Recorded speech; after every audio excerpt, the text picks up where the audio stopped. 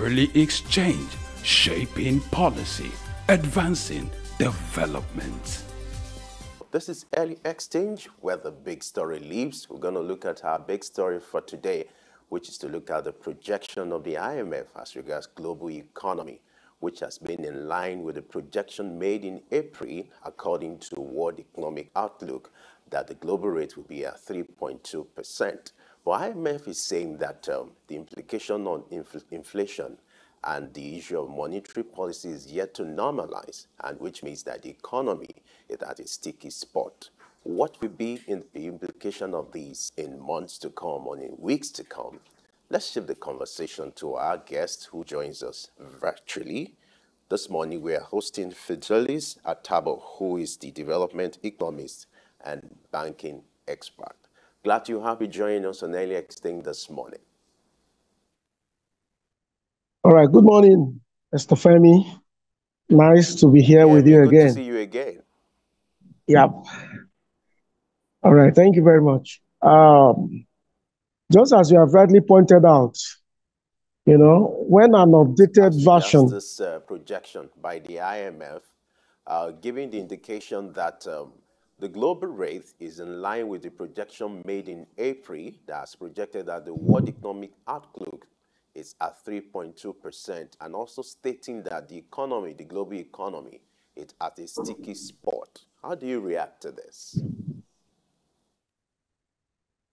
Yes, this is actually a wake-up call for the global world, and a projected or updated 3.2% is actually what we had in April. And we are still holding on to that.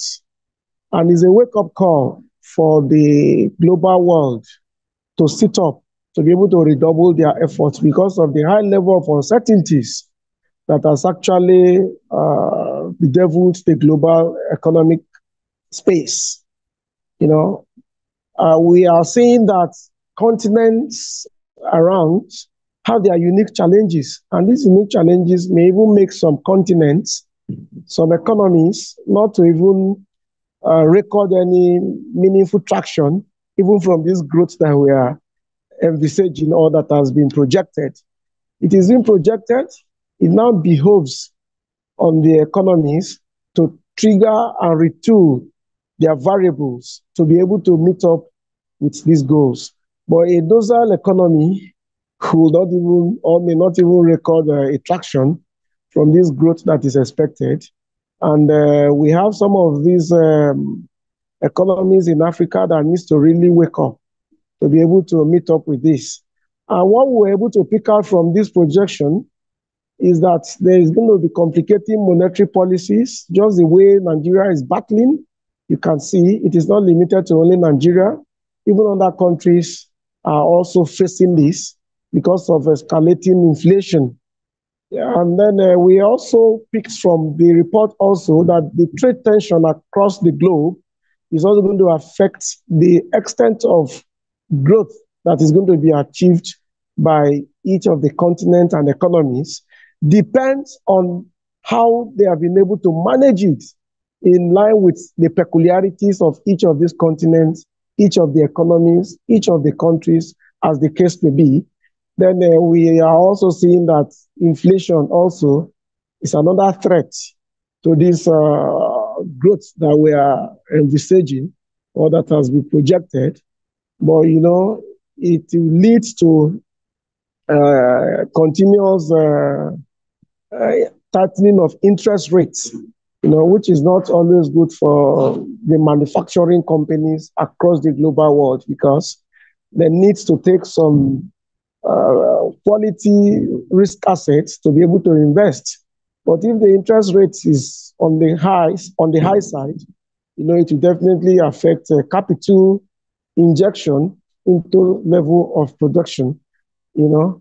Then we are seeing that there should be consistent harmonization mix, you know, by each of these continents, you know, to be able to juggle through the challenges at the global space to narrow it down to the specific variables that can give the desired growth at each of these continent and economies, as the case may be. Thank you, Mr. Femi. All right, Fidelis, good morning. Thank you for joining us and early exchange this morning. Now, looking at the situation, it's not a very bright one for economies across the globe. But in spite of this, the U.S. President Biden, boasts that the American economy is the strongest economy in the world. Why can America boast at this time? What's happening with their economy that perhaps isn't the case with other economies? All right. Thank you very much. I think what actually orchestrated that statement from him is the certainty in terms of level of technological advancement, the level of knowledge-driven economy, where you can interact with variables and you determine the outcome. You know, the American economy is a strong economy that variables can actually be interplayed and they will be able to determine the outcome in terms of growth, in terms of mileage, and in terms of achievement. And then you can also see that the pronouncement, even by the president, that he is not actually healthy to contest again, you know, is actually a very good statement for the economy. You know, when you are not healthy, it also affects what you can achieve in terms of results, you know, but the president to have also pronounced that is a positive statement for investors too, to also envisage that, yes, a vibrant president will come in to tinker with the economic variables to give the desired enabling environment that will foster investment. If the desired enabling environment is being created, and SMEs, as you are aware, is strengthened in the United States of America. Just as we kept saying, the knowledge or the benefits from Silicon Valley is still trailing America's progress. And I think it's what every continent and every economist should be able to learn from them. They should be able to learn to fresh ideas. They should be able to support new innovations. Out of every 10, if 7 succeed, so be it. In the long run, you will discover that the loss made from the 3, you know, will be recouped in terms of job creation and contribution to GDP. So America's system has actually been redefined and repositioned to give that kind of mileage. And I think that is what orchestrated the statement from him that, yes, America will record a very strong growth. Thank you very much.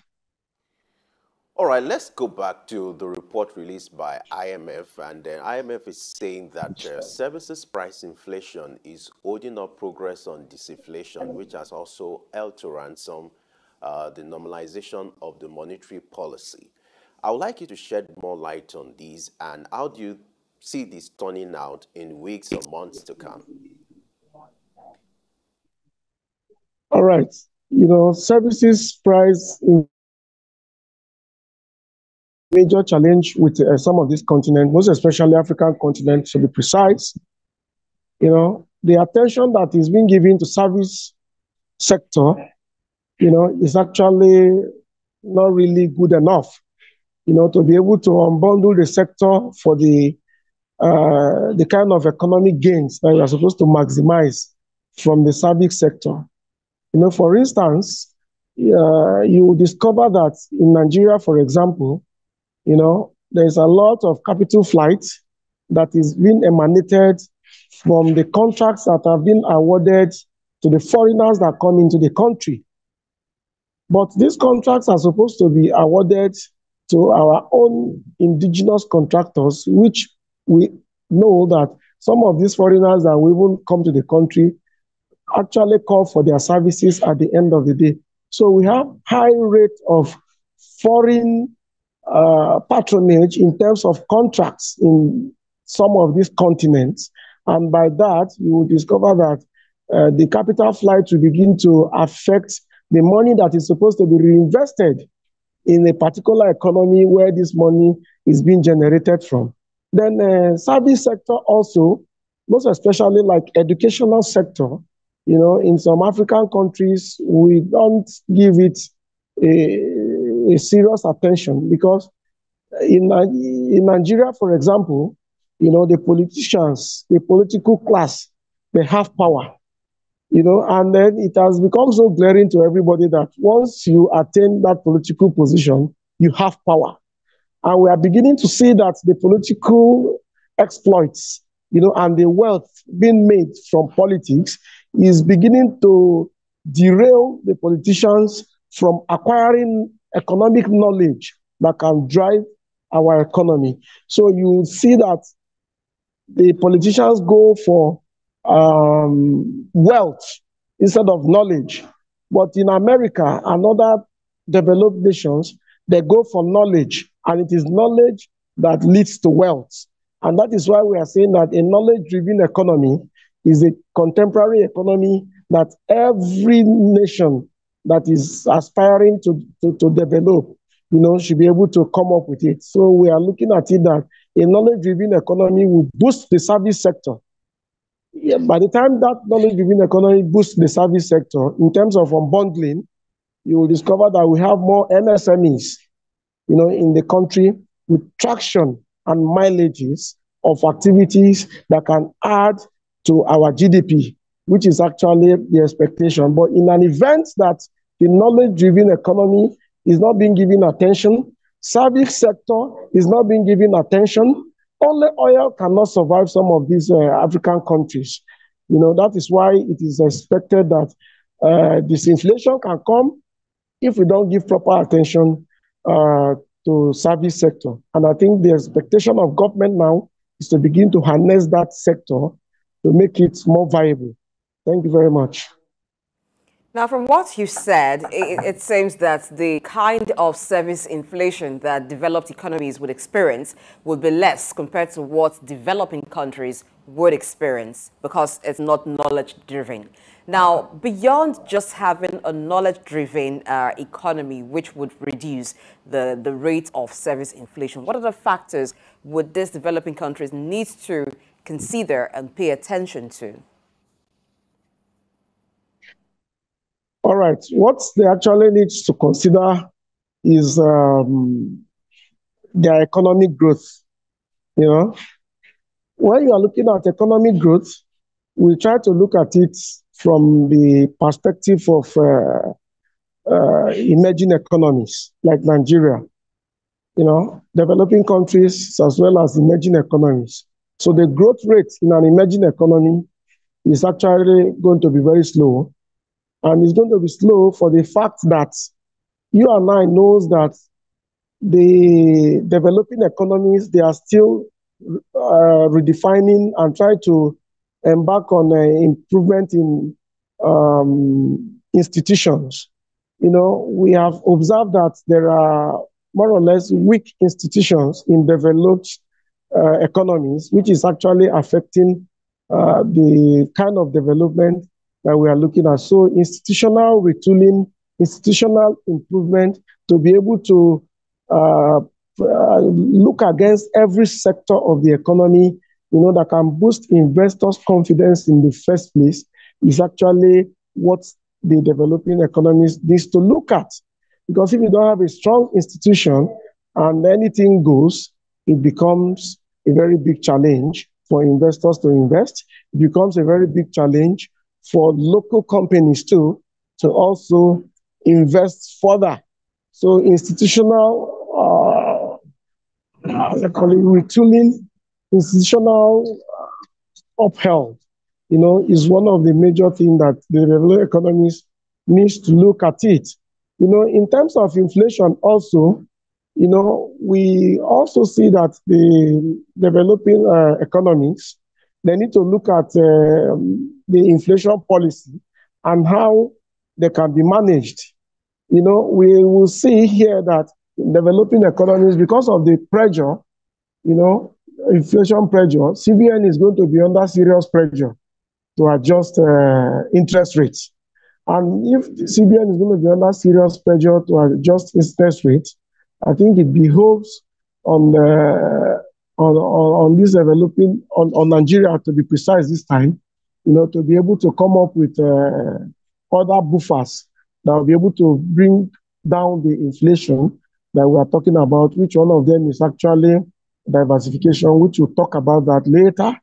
Then I think another thing to look at is trade and investment. There's high level of escalating trade and investments, So we need to see that, yes, in terms of trade and investment, the developing economies, we need to see how they can be reduced threat, to reduce burden in trade and investment.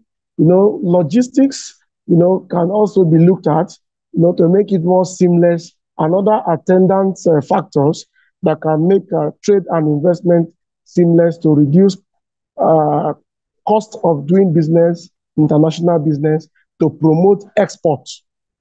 Because until we're able to promote exports via easing up challenges from trade and investment, that is when we'll have foreign inflows that will come into our country. And by the time the foreign inflows come into the country, that is when we'll begin to have adequate effects that will be able to carry out further trades. And then we'll begin to see that the pressure on Naira will also begin to come down. And all this put together will begin to check inflation. Thank you very much. All right. You will observe that most countries now are making moves to see what they can do to slow down or manage what we call inflation globally. Why most countries now are using the approach of tightening the economy by deploying monetary policies. You will observe that, in spite of this, for the developing countries or the less developed countries, they seem not to be getting results with managing inflation. They're not achieving progress when it comes to disinflation. Why the established countries seem to be stabilizing as regards inflation. What do you think is responsible for this disparity? Then I would like us to also examine this template of tightening the economy. Would you say it has actually achieved the purpose of taming or managing inflation? Okay. All right. Thank you very much. The challenge with developing economies, as you have rightly said, or their inability to use some of these models and tools, to water down inflation, is actually the function of the kind of quality of system that we run. Quality of system that we run. For instance, you have a system, just as I said earlier, institutional challenge is actually a major problem. Then, as I also said earlier, and then inflation to be watered down is not just the responsibility of only the CBN governor. It has to be handled from the fiscal point of view, which is actually the fiscal policy, and then monetary policies.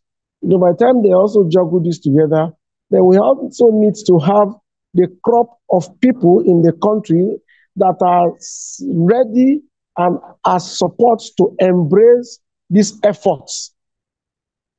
If the people are not ready and support to embrace these efforts, whatever policies that the government has actually come up with may be truncated along the way. A typical example of this is the Supreme Court judgment on this local government autonomy. You and I knows that until local governments begins to be economically viable, we can never get it in this country. Our strength lies in the rural areas, but over time, the cash flow, the economic activities, the purchasing power in the rural area became very, very weak. Until the recent that fuel subsidy was removed, prices went up, farm produce became very viable. People are beginning to run even from the cities to the local government, and that's what it should be. So the president should try as much as possible to ensure that that local government autonomy succeeds. And by the time it succeeds, you and I will see that development at the local government alone is going to ease up even the population in the cities, reducing pressure on facilities in the cities. So this is one example of the readiness of the people in terms of support to government to make sure that some of these policies works. So support is actually very good. Only government cannot do it. The unemployment we are talking about, by the time local and the rural dwellers start generating start generating income, you even agree with me that even some of these social vices that we are talking about will begin to go back, will begin to get retracted, because some of these people are so idle in the rural areas, not doing anything. So anything goes. So we are also seeing that by the time this local government autonomy is being achieved, it's going to reduce insecurity. Because when the rural area is economically viable and vibrant, you know, you begin to see institutions working there. Police will work there, military will work there, every other government agent that we have at the state level will also be replicated at the local government level. So that will begin to ease up the kind of population that we have in the city that is not actually, okay, let me even say unproductive population that we have in the city. Because some people went to cities like Abuja, Lagos, Port Harcourt, no certificate, no skills. And then what do you expect from government? So people should be able to see that, yes, we need to do our part to be able to support government. You know, by the time we see that it is working, people without skills, without education, without any form of certificate, they will begin to run to the rural areas, because rural areas has actually become very viable. You know, cultivation of some of these farm produce crops that we never thought they could be cultivated in some geopolitical zones, you know, but with what we find ourselves in, with the value for agricultural produce, we can see that tomatoes is being cultivated everywhere, you know, even where we never thought. Melon and all other things are being cultivated everywhere. So we are beginning to see that agricultural initiative from individuals and has been supported by government. So what we are saying here is readiness, cooperation from the people. And then by the time people begin to see that, yes, government is on the right track, you know, some of these things will begin to take shape. Then another thing also that we can add is that the institutions, you know, is not on the case-by-case basis judgment that we should have, you know. For instance, like our judiciary, we don't even know what is happening, you know, but we should have a judiciary that, yes, as it was applicable to Mr. A, so shall it be applicable to Mr. B. So that when I'm actually coming up with my strategy, I should know that because it has happened to Mr. A like this, how do I mitigate it? How do I prevent it? But when it comes to Mr. B, it's another turn again with the judiciary. So some of these things need to be handled so that we'll be able to know that, yes, there is focus, and then we give support to the economy. Then the things that they also need to do, you know, diversification, just as we have said, they have to diversify. You know, while we are upholding oil sector, we also need to look at the non-oil sector. The non-oil sector has the vast and then a very strong strength to give development to some of these African continents, most especially like Nigeria. Until we go back and begin to do and rely on our comparative advantage, we may not be able to make it. And as we are reverting back to agriculture, I think it's actually a boost and a sign that, yes, a positive traction is actually going to come up with this. That is what I can add to this. Thank you. You've touched on several issues. Now, one of them is the expectation from government. Recall that the IMF advocates fiscal discipline. Now, when we talk about government diversifying, increasing income and revenue, let's look at fiscal discipline as a measure to handle the current economic challenges, not just in Nigeria, but in other countries.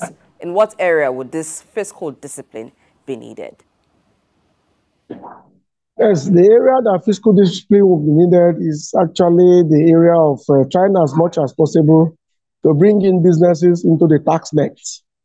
By the time you bring in businesses into the tax net, you will discover that government will begin to build a buffer, and government will begin to build income, that are actually not being generated. So what it means is that there are some businesses that are operating that are actually out of the tax net. Government needs to really emphasize on that. Like in some developing countries, there are still loose ends in terms of trying to bring people, into the tax net. And then we also look at it that, yes, while this is also ongoing, the fiscal responsibility also has to do on the part of government to see how infrastructural development can be achieved to make sure that whatever we are coming up with in terms of business will be able to be carried out seamlessly. Some of these things that lead to transactional costs are part of logistics challenge. The logistics have been bloated into the production cost because of probably the nature of roads that we have, the nature of facilities that we have our ports. All this needs to be looked into by these developing economies to see how the fiscal side of this drive can be achieved. Because you could just be relying on the monetary policies and you know that only that cannot be achieved. So it is so glaring to everybody, even to the non-economists now, that only fiscal policy cannot make the day. So it is both the fiscal policy and the monetary policies that will be tinkered, and juggled together to be able to give the kind of expected growth. Thank you. All right, now let's focus on the issue of benchmark interest rates and the impact on the global economy. You observe that in the development in the last few months also is increasing the prospect for high interest rates, which is real. But investors are battling with this, which means that access to funds or loan, might not be easily encouraged looking at the benchmark interest rate globally. Talk to us. How will this impact the world economic outlook and then productivity in the next few months? Yes, it's actually, when you talk about the global interest rates, it's really going to slow down activities, because some of the forecasts by the players, probably they did not envisage the adjusted outlook, the updated outlook repeated to us rather by IMF. So what it means now is that there's going to be a kind of strategy review to be able to incorporate the present interest rate for expansion as may be applicable to some of these players in the economy. And the strategy review, on the other hand, may also lead to job loss. Because when you are trying to reduce cost of production, because you are looking at higher interest rate, yes, if it becomes a necessity for the funds to be taken, for example, then what are the internal mechanisms and strategies that can also be embarked upon? So some of these conventional jobs, might actually be reduced to be able to cushion the effect of that expansion that is coming from the high interest rate facility that is being embarked upon. So where you see that 10 employees are in a particular section, they will now begin to see how some of these roles can be merged, to reduce cost, to be able to contain the higher interest rate, because some of these expansions are necessity expansions because competition is very high. But because of this high competition, to remain in the market, some few ones with capacities may not have any option than to go for this kind of interest rates, no matter how high it is. But some may want to remain where they are and then probably look inward to see how economic activities can be improved, and then to be able to weather the storm of this global economic crisis that we are actually facing. So I think by and large, it is not going to be a very easy one, but I know that on the case-by-case basis, some of these things can also be reviewed. The interest rates is going to actually lead to strategy retooling, just as I said earlier, and it may come up with job loss, as the case may be. So I think every developing economies, we also need to look inward this time. What can we do? Some of them have a lot of strength in them, but because of the access to some of these foreign funds, some of these initiatives also die down. So what we are saying is also an opportunity for developing and emerging economies to look inward to see how they can maximize their potentials to be able to cope and develop thick skin and move on. Thank you. We looked at the interest rates and monetary policies, how it affects different countries. But you also talked about looking inward for each country into what they can do to make steady their economic growth. But now let's look outside, looking at countries pulling strength together. In what area can countries pull strength together? What common policy, common agenda can countries pursue right now to ensure that they draw strength from each other and also maintain the growth so far?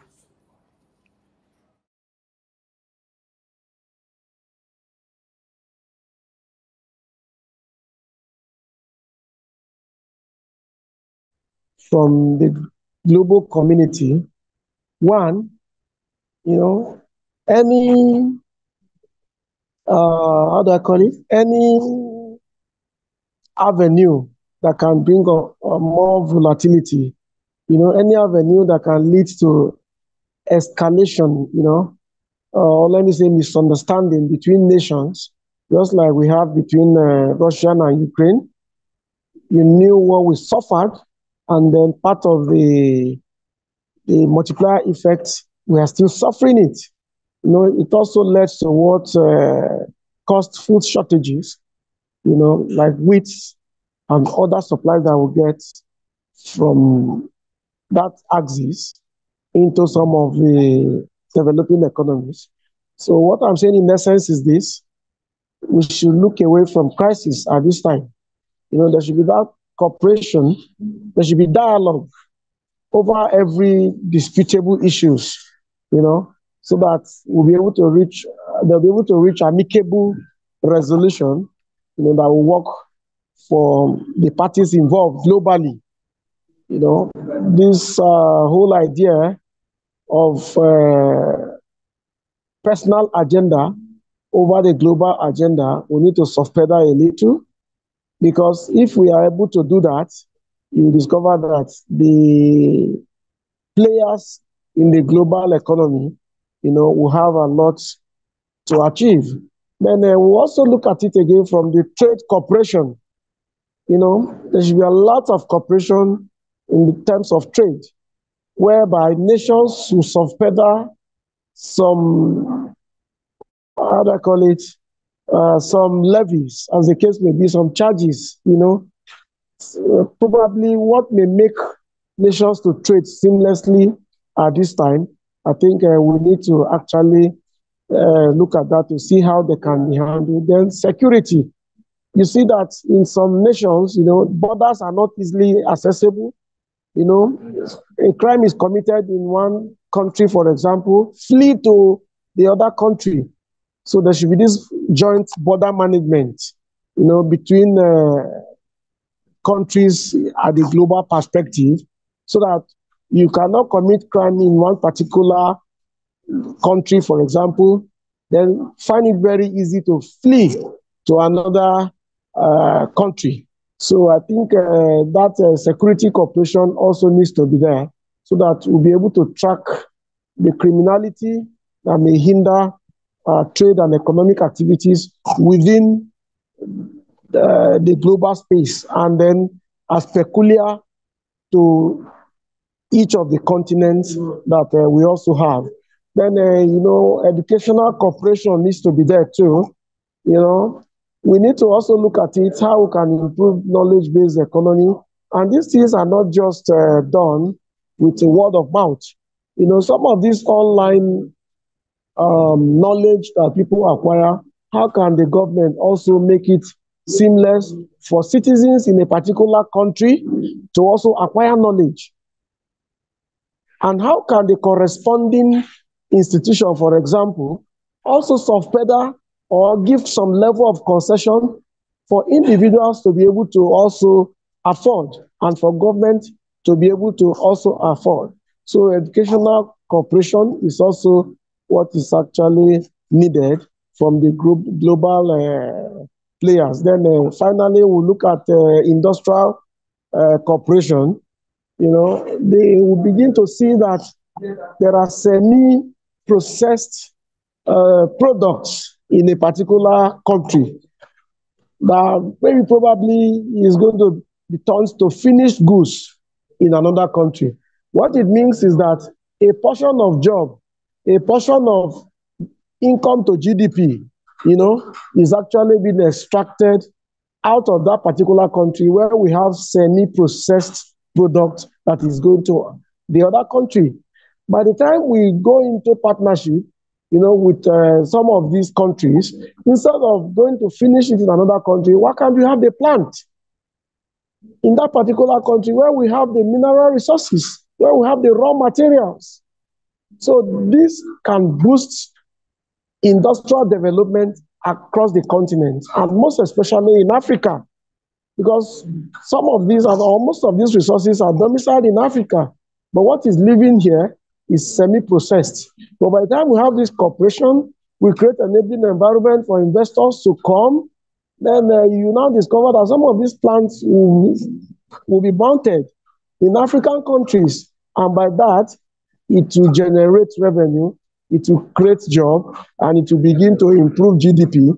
Then it will begin to reduce pressure on Naira also, because as we are exporting, whatever we are exporting is actually going to be a finished product from Africa, for example, and is going with value addition.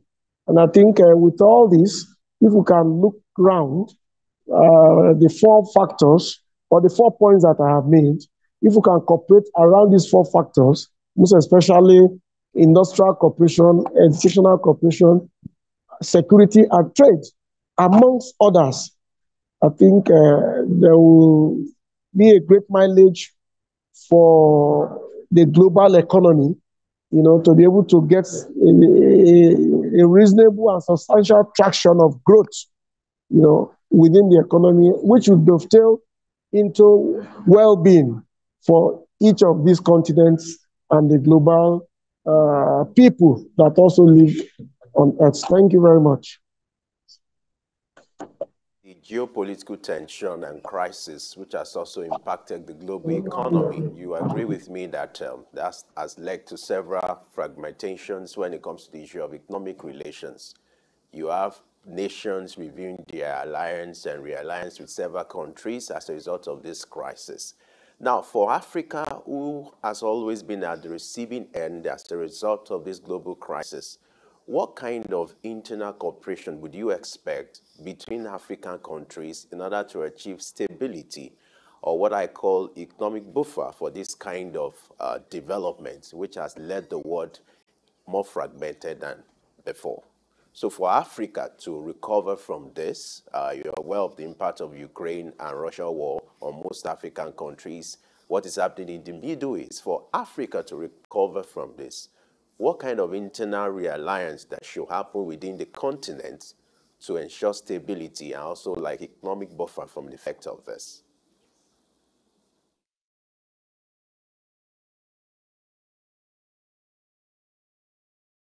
Of self. And I will borrow a leaf from the ideology of Tony Elumelu from his book, Afri-Capitalism.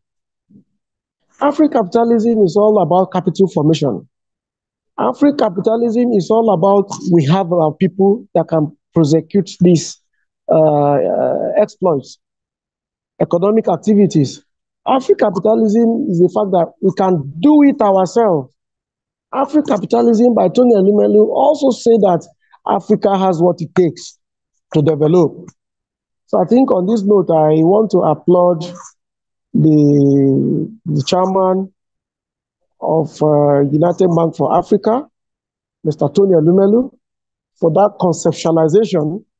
And I think that book also needs to be reviewed periodically to give a sense of direction to what Africa is supposed to do. We are strong, we have the people, and we can do it.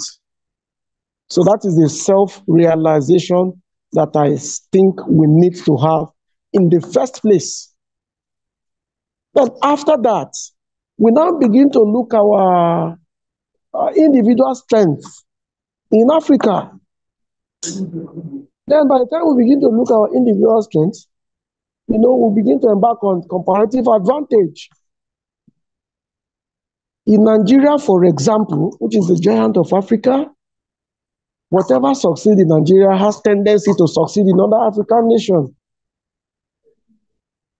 We will use Nigeria as a case study for diversification into agricultural sector.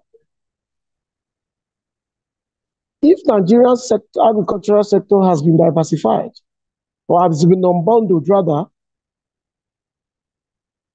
Nigeria can generate the chunk of money that has never generated before from agriculture.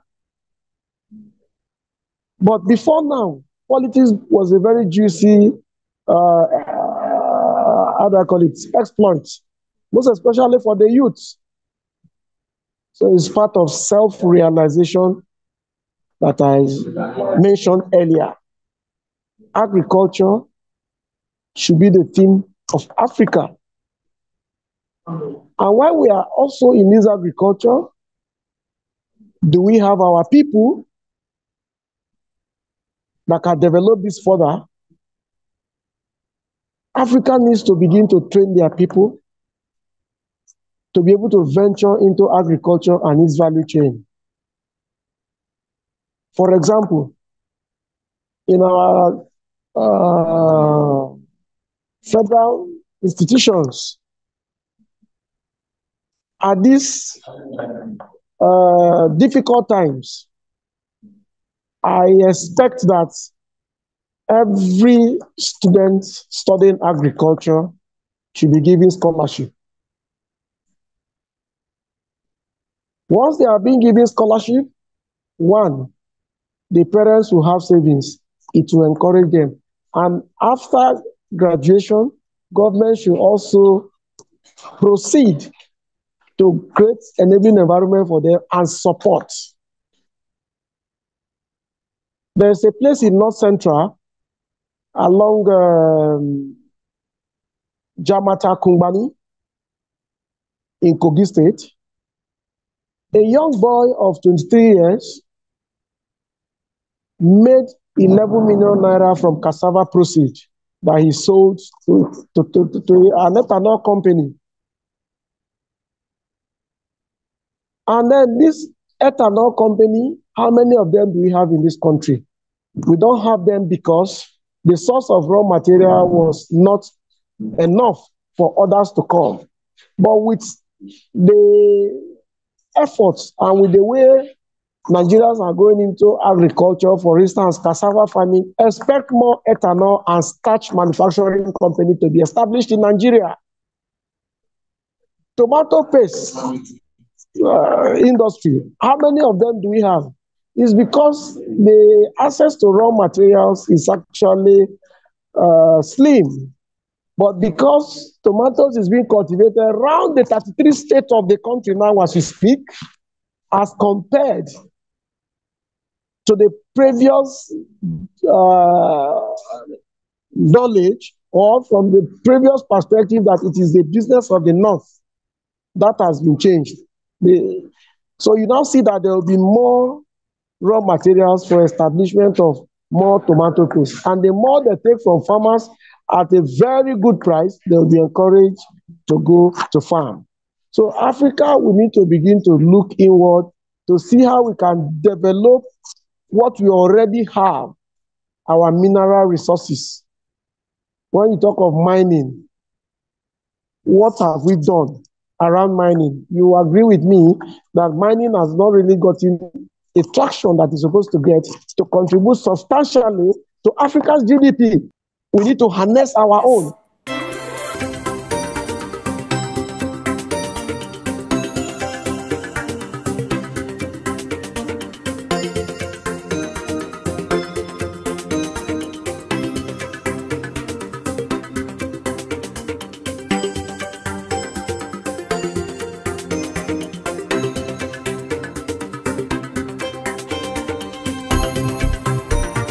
Early exchange, shaping policy, advancing development.